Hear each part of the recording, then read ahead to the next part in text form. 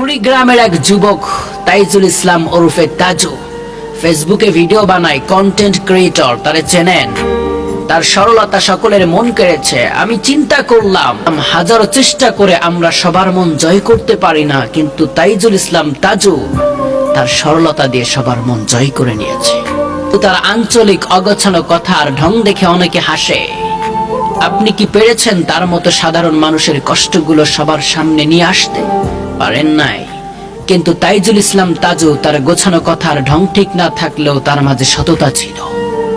এই তাইজুল ইসলাম তাজুর সততা আর সরলতা দেখে আমার মনে পড়ে যায় রাসূল সাল্লাল্লাহু আলাইহি ওয়াসাল্লামের মুখশ্রুতি বাণী, যেটি মুসলিম শরীফের ৭,৩২২ নম্বর হাদিসে বর্ণিত হয়েছে।